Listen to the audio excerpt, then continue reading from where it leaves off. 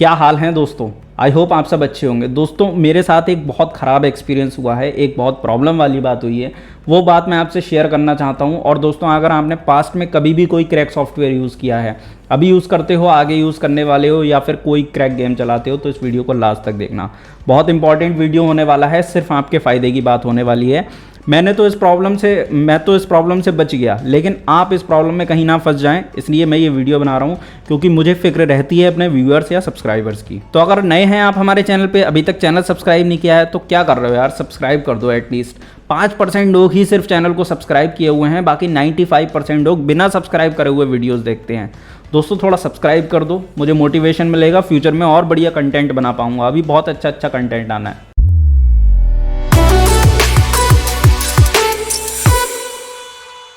तो फिलहाल बात करते हैं उस मेन प्रॉब्लम के बारे में। दोस्तों रिसेंटली प्रॉब्लम ये हुई, ये है मेरा ये वाला है मेरा मेन लैपटॉप और ये है मेरा सेकेंडरी लैपटॉप। हालांकि इसकी स्पेसिफिकेशन बहुत तगड़ी है, Ryzen 7 4800H और RTX 2060 वाला GPU लगा हुआ है इस लैपटॉप में। और इस लैपटॉप को मैं अपने वीडियो एडिटिंग और बाकी सारे कामों के लिए यूज़ करता हूँ। अब इसमें मुझे एक दिक्कत देखने को मिल रही थी, बहुत दिन से मैं उस प्रॉब्लम को इग्नोर करे जा रहा था, क्योंकि मुझे लगा कि शायद कोई इतनी बड़ी प्रॉब्लम नहीं होगी। हालांकि प्रॉब्लम तो थी, मैं समझ रहा था उसको, लेकिन मैं उसे टाइम नहीं देना चाह रहा था।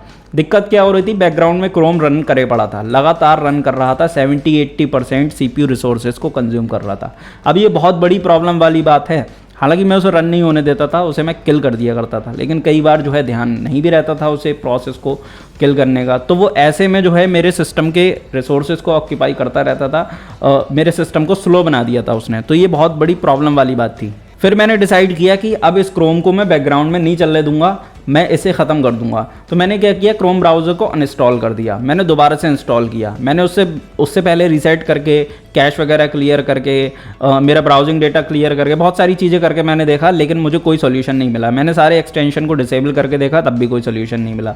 फिर मैंने 3-4 बार क्रोम को इंस्टॉल करा। अब जब भी देखूँ मैं वही दिक्कत, सिस्टम जैसे ही स्टार्ट हो रहा था एक और chrome.exe करके शुरू हो जा रही थी साथ में, और वो कंटिन्यूसली मेरे सिस्टम के रिसोर्सेज को ऑक्यूपाई करे जा रही थी। अब साफ समझ में आ रही थी भाई कि कोई थर्ड पार्टी ऐप है, ये कोई ड्रामा कर रही है, मेरे सिस्टम से किसी न किसी तरह का डेटा चुरा रही है, और मेरे लिए बहुत बड़ी प्रॉब्लम क्रिएट होगी। मोस्टली ये लोग क्या चाहते हैं, क्या चुराते हैं, मोस्टली ये आपके क्रोम से पासवर्ड चुराते हैं। और इससे पहले एक ऐसा 2-3 बार साइबर अटैक मेरे सिस्टम पे हो भी चुका है। मैंने वो चीज़ को बहुत अच्छे से जो है टैकल कर लिया, लेकिन हर बार आप इतने लकी नहीं होते हो कि आप इन सारी चीज़ों से बच पाओ।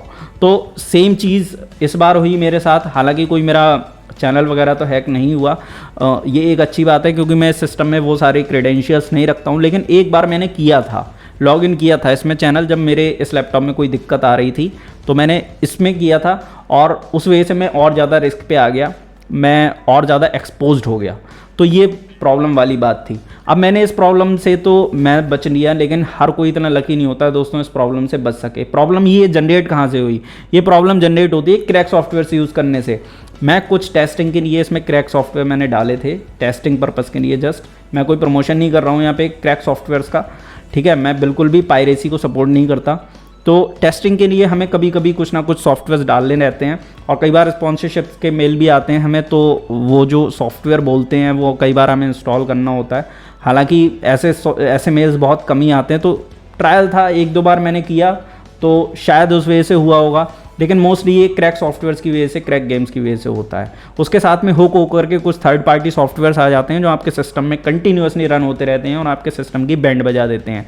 सबसे पहले तो ये आपके लैपटॉप के प्रोसेसर को ख़राब करेंगे, उसकी बैटरी को ख़राब करेंगे, क्योंकि कंटिन्यूसली जब CPU कंज्यूम हो रहा है तो वो सीधे बैटरी पावर पर ही तो चलेगा, और कहाँ चलेगा। तो सबसे बड़ी बात ये है। दूसरी चीज़ ये है कि अगर इस तरह का कोई सॉफ्टवेयर रहता है आपके सिस्टम में, तो आप अपने सिस्टम को फिर किसी भी अच्छे काम में यूज़ नहीं कर सकते। आपको यही डर सताता रहेगा कि भाई मेरा सिस्टम जो है क्या सही से काम नहीं कर रहा है, और मेरे सिस्टम से कोई भी डेटा कभी भी चुराया जा सकता है। तो इस प्रॉब्लम से बचने के लिए मैंने कुछ तरीके निकाले। मैंने बैच फाइल क्रिएट की, chrome.exe कर क्रोम की मैंने एक बैच फाइल क्रिएट की, जिससे कि बेसिकली उस क्रोम ब्राउज़र को किल किया जा सके जब वो स्टार्ट हो रहा है। स्टार्टअप पे कोई फ़ायदा नहीं हुआ उससे। विंडोज़ की रजिस्ट्री में जाके मैंने कुछ चेंजेस हुए, किए, कुछ नहीं फ़ायदा हुआ उससे। उसके बाद में मैंने कुछ तरीके अपनाए, हालांकि रिसर्च कर करके इंटरनेट पे आर्टिकल्स ढूंढे दोस्तों, कोई रेलेवेंट आर्टिकल नहीं मिला, कोई इस तरह की प्रॉब्लम मेरी फिक्स करने वाला कोई वीडियो नहीं मिला। कहाँ मेरी इंटेलिजेंसी लास्ट में काम आई। मैं कोई इतना बड़ा हैकर तो हूँ नहीं दोस्तों, लेकिन अच्छी समझ रखता हूँ चीज़ों के बारे में। तो फिर मैंने क्या किया, मैंने बार बार क्योंकि चेक कर रहा था, बार बार रह रह के मन वहीं जा रहा था, तो मैंने विंडोज़ की रजिस्ट्री में गया, वहाँ स्टार्टअप प्रोग्राम्स मैंने चेक किए, कुछ चीज़ें मैंने किल की वहाँ पर बैठ के। तो फिर मेरे दिमाग में एक चीज़ आई कि वहाँ पर मेरा जो टास्क मैनेजर है, टास्क मैनेजर में जो हमारा स्टार्टअप टैब होता है ना, स्टार्टअप में कुछ प्रोग्राम्स रहते हैं, वहाँ पे एक प्रोग्राम रन कर रहा था विंडोज़ अपडेट सर्विसेज। अब आपको सुन के क्या लगेगा विंडोज़ अपडेट सर्विसेज का? यही लगेगा ना कि विंडोज़ की कोई एप्लीकेशन है। तो उसको जब मैंने देखा, जाके एनालाइज़ किया, तो मुझे पता चला कि ये विंडोज़ की एप्लीकेशन थी ही नहीं, विंडोज़ से रिलेटेड इसका कुछ है ही नहीं वहाँ पे। क्योंकि विंडोज़ को अपडेट होना है तो वो खुद से अपडेट हो जाएगी, वो वहाँ स्टार्टअप प्रोग्राम्स में नहीं जाती है। तो ये जो थर्ड पार्टी सॉफ्टवेयर था, इसके जब मैंने क्रेडेंशियल्स, इसके सर्टिफिकेट वगैरह चेक करे, तो भाई साहब कोई माइक्रोसॉफ्ट का सॉफ्टवेयर नहीं था। ये विजुअल बेसिक में VBE करके लिख के आ रहा था वहाँ पे। तो विजुअल बेसिक में मेरे ख्याल से डिज़ाइन किया गया सॉफ्टवेयर होगा, I don't know completely about it, but कोई एक ऐसा थर्ड पार्टी मैलिशियस सॉफ्टवेयर था ये, जो मेरे सिस्टम को ख़राब कर रहा था। तो मैंने फिर वहाँ से उसको मैंने किल किया, मतलब वहाँ पे मैंने उसे डिसेबल किया।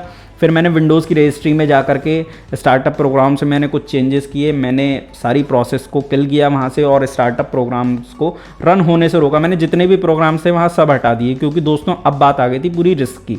तो फिर उसके बाद तो चलो मैंने तो इस प्रॉब्लम से निजात पा ली, मैं तो बच गया इस प्रॉब्लम से, लेकिन आप हो सकता है इतने लगी ना हो आप बच पाएँ, क्योंकि सब बंदे इतने एक्सपर्ट नहीं होते हैं कि मैनुअली चीज़ों को टैकल कर सकें।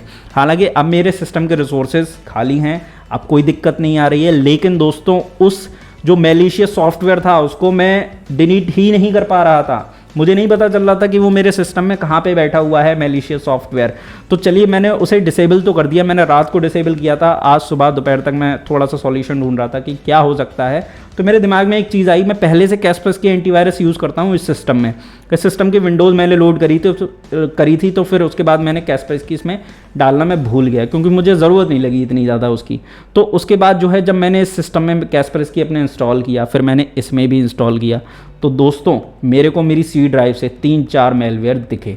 एक मेलवेयर मैं आपको दिखाता हूँ, देखिए एक मेलवेयर का मैंने स्क्रीनशॉट नहीं लिया था, आप यहाँ देखिए क्या लिखा हुआ है इस पर, Trojan script agent. Trojan script agent ये काम क्या करते हैं, बेसिकली बैकग्राउंड में रह के रन करके कुछ थर्ड पार्टी सॉफ्टवेयर्स और अपने भाई बहनों को डाउनलोड करते हैं इंटरनेट से, और बेसिकली आपका डेटा चुराते हैं। इनका और कोई काम धंधा नहीं है। और ऐसे बहुत सारे जो मेलवेयर थे मेरे सिस्टम से निकले। किसने निकाला? कैस्परस के एंटीवायरस ने। अब ये कोई प्रमोशनल वीडियो नहीं है, ऐसे 1-2 पैकेट एक्स्ट्रा में मैं रखता हूँ अपने पास मंगा के, क्योंकि कभी भी मेरा लाइसेंस एक्सपायर हो जाए। 2010 से कंटिन्यूसली मैं इस एंटीवायरस को यूज़ कर रहा हूँ। मैं बहुत ट्रस्ट करता हूँ इस एंटीवायरस पे, और क्विक हील से भी कई मामलों में मुझे ये बेटर लगता है। क्विक हील भी मैंने यूज़ किया हुआ है, टोटल सिक्योरिटी, तो मुझे वो इतना अच्छा नहीं लगा जितना अच्छा ये लगा। जितनी अच्छे टेस्ट रिपोर्ट्स इनके होते हैं और जितना ज़्यादा रिलायबल ये जो है प्रॉब्लम को फिक्स करते हैं, क्विक हील वाले नहीं करते। खैर वो एक बात हो सकती है, लेकिन ये कोई प्रमोशनल वीडियो नहीं है, ये जस्ट मैं अपना एक्सपीरियंस आपसे शेयर कर रहा हूँ। यही वो एंटीवायरस है जिसकी वजह से मेलवेयर मेरे सिस्टम से डिटेक्ट हो पाए और मैं उन्हें डिलीट कर पाया। विंडोज़ डिफेंडर ने तो हाथ खड़े कर दिए थे भाई, विंडोज़ डिफेंडर नहीं डिटेक्ट कर रहा था। विंडोज़ डिफेंडर से मैंने पूरी सी ड्राइव स्कैन की, सारे रन होते हुए प्रोग्राम्स को मैंने स्कैन किया, कोई फ़ायदा नहीं मिला। तो ये एंटीवायरस पे मैं हमेशा ट्रस्ट करता हूँ, और जब भी दिक्कतें आती हैं मुझे यही बचाता है। तो अगर आप इस एंटीवायरस में इंटरेस्टेड हैं तो डिस्क्रिप्शन में आपको लिंक मिल जाएगा, बहुत रीज़नेबल प्राइस पे मिलता है ये एंटीवायरस, और ये 100% रिकमेंडेड है। अगर आपने पहले कोई क्रैक सॉफ्टवेयर यूज़ किया है, अभी कर रहे हो या आगे करने वाले हो, या फिर कोई भी आप जो है गेम चलाते हो क्रैक वाला, अपने लैपटॉप को बचा के रखो, एंटीवायरस ही बचा पाएगा आपके सिस्टम को। बातें करते रहते हैं ना बहुत बड़े बड़े लोग यूट्यूब पे कि एंटीवायरस नहीं चाहिए आजकल के लैपटॉप्स में, आजकल के जो एंड्रॉयड फ़ोन्स होते हैं उनमें एंटीवायरस की ज़रूरत नहीं है। भाई किसी को कोर नॉलेज हो तो बताएगा ना सारी चीज़ें। मेन चीज़ ये है कि एंटीवायरस ही हमें ट्रैकिंग से बचाते हैं। फीचर्स दिखाता हूँ कुछ मैं आपको समझ में आएगा देख के। आप देखी हुई चीज़ पे बिलीव करो ना, आप सुनी सुनाई बातों पे क्यों बिलीव करते हो, आप देख के करो बिलीव। आप एक चीज़ समझिए, जब भी हैकिंग होती है तो हैकिंग में सबसे बड़ा खतरा तभी रहता है जब आपका लैपटॉप इंटरनेट से कनेक्टेड हो। अगर आपका लैपटॉप इंटरनेट से कनेक्ट नहीं है तो हैकर आपसे कम्युनिकेशन ही नहीं बिठा पाएगा सिस्टम से, कुछ उखाड़ ही नहीं पाएगा हैकर आपका। लेकिन भाई हमारे लैपटॉप्स तो हमेशा इंटरनेट से कनेक्ट रहते हैं, आप गेम खेलते हो, आप सॉफ्टवेयर यूज़ करते हो, आपके भी लैपटॉप इंटरनेट से कनेक्ट होते रहते हैं। और ऐसा तो है नहीं कि आप कभी भी करोगे नहीं, 24 घंटे में 2-4 बार 10 बार तो करोगे ही ना। तो यहाँ पर इस एंटीवायरस में आपको एक टूल मिलता है, उस टूल का नाम है नेटवर्क मॉनिटर। नेटवर्क मॉनिटर पे जब आप क्लिक करोगे तो इस तरह से एक विंडो ओपन होगी। आप इसको देखो ज़रा, बात को समझने की कोशिश करना। यहाँ आप देखिए आपके नेटवर्क की पूरी एक्टिविटी यहाँ दिखाई देती है कि यहाँ पे कौन सा सॉफ्टवेयर आपके इंटरनेट को यूज़ कर रहा है, क्या प्रोसेस चल रही है, इनबाउंड प्रोसेस चल रही है, आउटबाउंड प्रोसेस चल रही है, मतलब डेटा को भेजा जा रहा है सर्वर पे या लिया जा रहा है वहाँ से, क्या हो रहा है क्या नहीं हो रहा है, वो सारी प्रोसेसेस यहाँ पे दिखाई देती हैं। तो कुल मिला के बात ये है कि कोई भी इंटरनेट से रिलेटेड काम होगा आपके लैपटॉप में, आपका एंटीवायरस उस पर नज़र रखेगा और उस कोई घटिया प्रोसेस हो रही होगी बैकग्राउंड में तो फ़ौरन नोटिफाई करेगा आपको, उस प्रोसेस को किल कर देगा। और भी एडिशनल फीचर्स हैं कुछ इसके, जैसे कि यहाँ भी आप देख सकते हैं फाइल एंटीवायरस है, वेब एंटीवायरस है जिसको मैंने अभी आपको दिखाया। वेब एंटीवायरस बेसिकली जब भी आप ब्राउज़र में कुछ भी एक्सेस कर रहे होंगे, कोई सस्पिशियस साइट पे जा रहे होंगे या गलती से चले जाएंगे तो बेसिकली वहाँ से जो ऑटो रन वाली स्क्रिप्ट्स होती हैं ना, उन्हें रन होने से रोकता है। ये आपको फ़ौरन अलर्ट करेगा ये वेबसाइट जो है सस्पिशियस है, इस पर मत जाओ, ये स्क्रिप्ट रन कर रही है। और कोई भी ऑटो रन स्क्रिप्ट को तो भाई बहुत आड़े हाथों लेता है। ये किसी भी तरह का कोई भी साइबर अटैक नहीं होने देगा आपके सिस्टम पे, प्लस आपका वेबकैम आपकी मर्जी के बिना यूज़ नहीं होने देगा। तो ऐसी बहुत सारी एडवांटेज हैं इस एंटीवायरस की, पहले भी मैं बता चुका हूँ। 2010 से मैं इसे यूज़ कर रहा हूँ, इसीलिए ट्रस्ट करता हूँ। हमेशा इस एंटीवायरस ने मुझे फ़ायदा दिया है, कभी भी मेरा कोई बड़ा नुकसान नहीं होने दिया। तो इस तरह से आप समझ के सारी चीज़ें करोगे ना, इसी तरह से इंटेलिजेंटली अपनी सारी चीज़ों को समझ के सही से काम करोगे, एंटीवायरस वगैरह रखोगे अपने सिस्टम में, तो भाई आप बच जाओगे इन सारी प्रॉब्लम से। क्योंकि ज़्यादातर लोगों के पास एक लैपटॉप होता है, 2 लैपटॉप नहीं होते हैं हमारी तरह कि एक में आपने कुछ और डाल लिया, एक में आप जो है बहुत सिक्योर वाला काम कर रहे हैं। सबके पास नहीं होती हैं चीज़ें, और होती भी हैं तो भाई विंडोज़ को बार बार रीसेट करना इतना आसान नहीं होता है। इसमें बहुत कई सारे GB के गेम्स पड़े हुए हैं, बहुत सारी एप्लीकेशंस इंस्टॉल्ड हैं। दोस्तों 2-2 3-3 दिन लग जाते हैं हमें विंडोज़ को सेटअप करने में सही से अपने मन मुताबिक। जब हमारी विंडोज़ को कोई प्रॉब्लम होती है, क्रैश वगैरह हो जाती है तो बहुत टाइम लगता है। तो उस प्रॉब्लम से बचने के लिए ये सारी चीज़ें हमें करनी पड़ती हैं। मैं समझता हूँ दोस्तों आपको सारी चीज़ें सही से क्लियर हो गई होंगी। जो मोटिव मैं आपको बताना चाहता था, जो मेरा मोटिव था इस वीडियो को बनाने के पीछे, वो आपको अच्छे से समझ में आ गया होगा। दोस्तों हल्के में मत लीजिए इन प्रॉब्लम्स को, सही से समझिए, सही से काम कीजिए। अगर यूट्यूब चैनल चलाते हैं तो हैक होने का बहुत बड़ा खतरा है, या फिर कोई भी सोशल मीडिया अकाउंट है आपका, बहुत ज़्यादा फॉलोअर्स हैं, तो भाई सब चीज़ खोने की प्रॉब्लम हो सकती है। तो चलिए, वीडियो अच्छा लगा है, वीडियो को लाइक कीजिए, चैनल सब्सक्राइब कीजिए, बेल आइकन प्रेस कीजिए। हम मिलेंगे आपसे अपने नेक्स्ट वीडियो में किसी अच्छे टॉपिक के साथ, किसी अच्छे लैपटॉप के एनालिसिस के साथ। तब तक के लिए नमस्कार, जय हिंद।